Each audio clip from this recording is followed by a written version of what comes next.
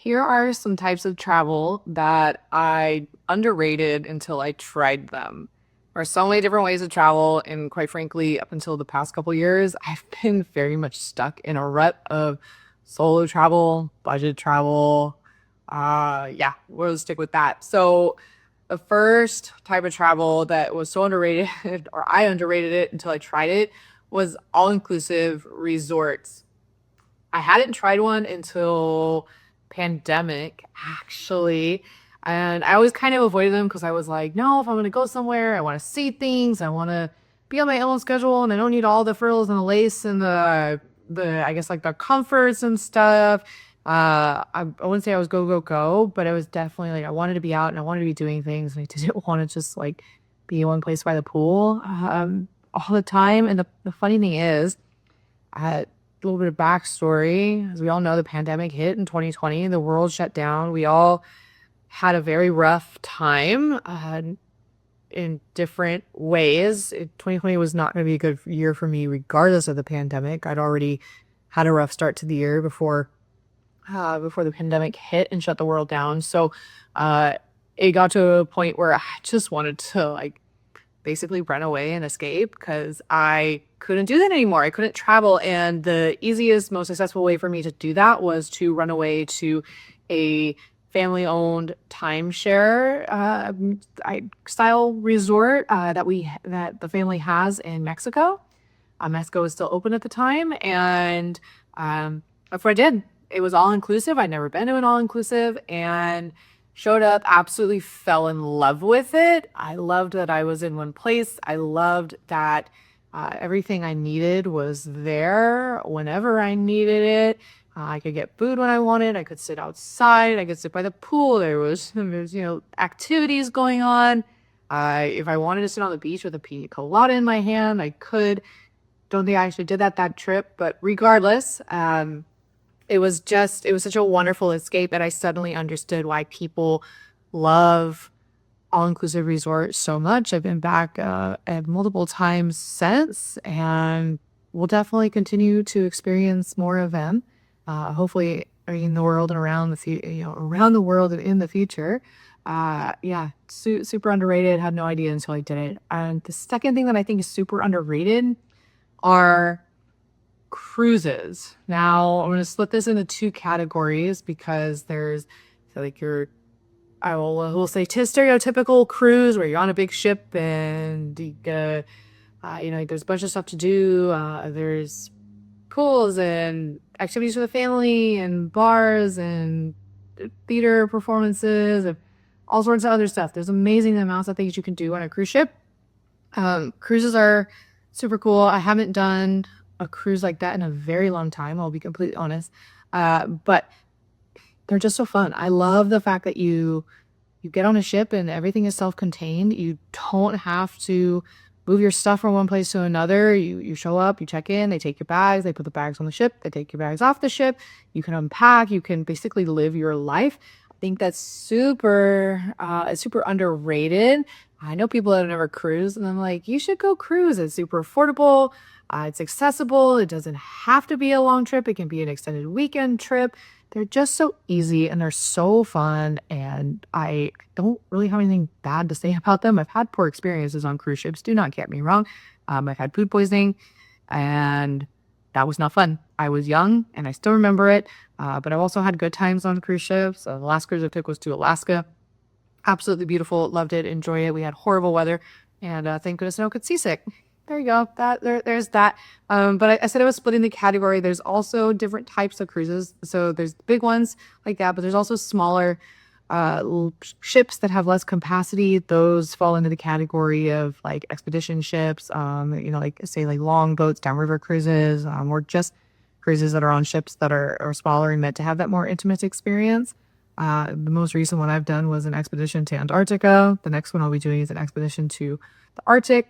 And there's just something to be said about that type of cruising. I can't even hardly call it cruising because you're not really cruising. You're there for different reasons. It's a reason it's called, an expedition ship and you're on an expedition. But all that to say, I think the experience is still very, very similar because you're on a ship with less people You get to know the people around you. You get to you actually remember their names, and vice versa. The crew, which in my experience generally outnumbers the amount of passengers on board. They also get to know you. They get to know your name, your habits, where you sit, what you drink, what you eat, and it's just a more personalized experience that I think is perhaps more accessible, maybe a more accessible price point.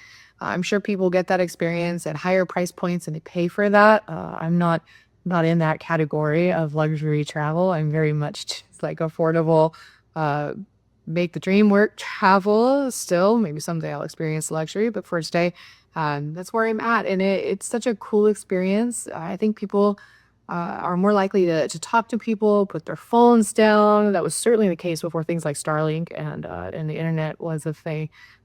Easily accessible internet in remote places was a thing. So those types of cruises, I think they're so underrated. I tell people all the time, I'm like, no, go take a cruise with less people. It's just so fun.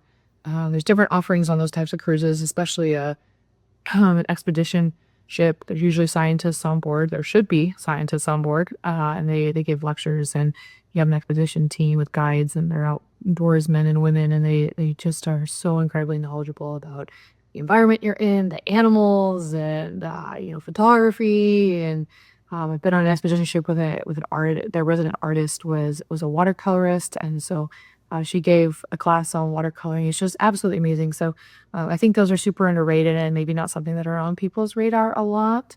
Um, Other types of travel that I found or I think were really underrated until I did it myself, and returning to a place twice. I think there's this like go, go, go, see as much of the world as you can, and then like move on to the next thing, move on to the next thing. There's something to be said when you visit a place twice. I think the experience can go either way. If you've had an amazing time the first time, it's really hard not to compare, and you hope that, of course, that experience lives up to the first time. Spoiler alert, it doesn't always, but there are definitely places I've been twice or more than twice, and I'm so thankful that I have because I've had different experiences, everything from the weather to places I've eaten, the people I've met, the experiences that I've had. And by experiences, I mean like tours, or like let me think, like Airbnb experiences where you're with a local, whether that's photography or something else. And places change. I think there's a lot. There's just more to experience. Places are dynamic, and so every time you're there, the place is different, and you yourself are different. Perfect example of that is I've been to Australia twice. Um, I visited Sydney twice because of that, and I can tell you they were both completely different experiences because I was a completely different person both times. If you've been around here for a little bit, you probably know the story. If you don't, I'll give you a short little recap. The first international overseas place I ever went to was Australia, including Sydney. I was 13 years old. It was 2005. And of course, that experience is completely different than the last time I was there, which was last July in 2025. How old am I? It was as a 33-year-old. I can math. It's 20 years apart. So of course, the experience is completely different. I could say the same thing even for Mexico. I feel in a way like I grew up in Mexico a lot because my family always went down there into Baja California, and I hadn't been back to Mexico in a long, long time. I've since been back multiple times, and it's completely different because I'm older. But on the flip side, there's places that I go multiple times a year. And they're always different, and they're always I'm always excited that I'm there and I get to experience it. That's London, for example. Somehow I've ended up in London multiple times a year for the past couple of years. I don't really know how that happened because fun random fact about me, I actually never wanted to go to London. Um, I think London was one of those places that everybody wanted to go to London, so I didn't want to go to London. And for a long, long time, I had absolutely no use for London. It was a place that I would just come in and use as like a landing pad, and then I would either take another flight or I would take a train. I was gone. It's funny because now, in a lot of ways, London is kind of a home away from home. It's a gateway to me. It's a place where I get to pause and relax. So maybe that's another thing. It's kind of that's underrated about travel is the more you go to a place, the more it kind of starts to feel like home, and you get another place away from your home, which is really really cool. So Yeah, I think those are really like my top three things. They're underrated. It's not a super long list, but just quick recap. So all inclusives, totally underrated. Had until I tried it, had no idea. Now I get it. Cruising was again totally underrated until I tried it. I should say really more as an adult.